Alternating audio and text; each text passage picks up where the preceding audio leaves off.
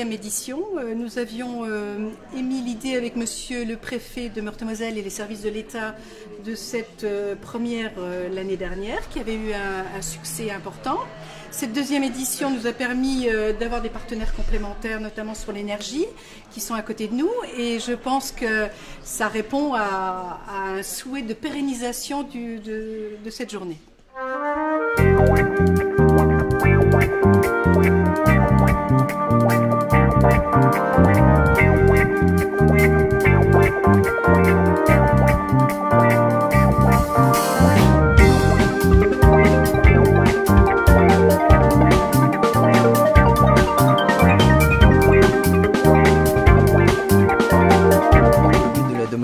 C'est un contrôle complet et une gestion complète d'une maison en fait, qui peut se faire soit à l'aide de boutons poussoirs pour une proximité, ou soit par écran tactile, un ordinateur, soit par tablette, comme ceci.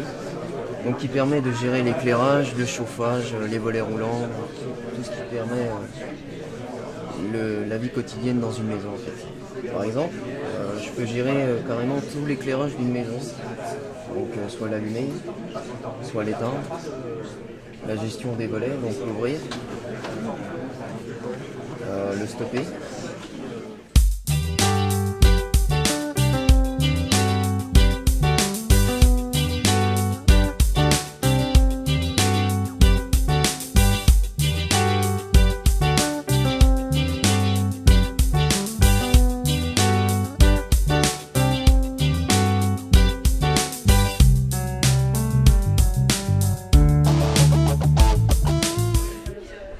Le plan de rénovation énergétique présente trois enjeux. Un enjeu environnemental, puisque toute l'énergie qui va être économisée contribuera à lutter contre le réchauffement climatique.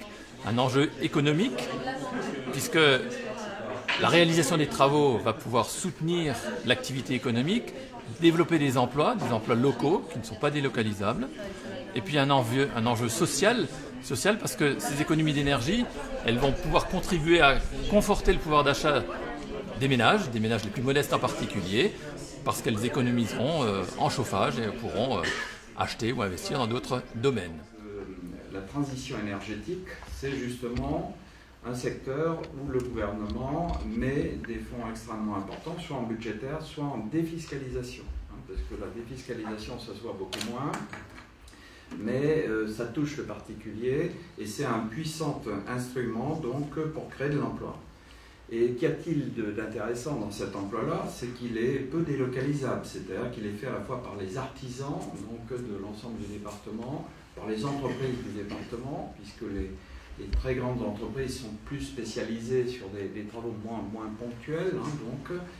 Et c'est donc tout bénéfice, et c'est pourquoi donc, nous avons entamé avec vous, Monsieur le Président et votre prédécesseur, et puis avec Madame Petiot, donc ce travail de partenariat.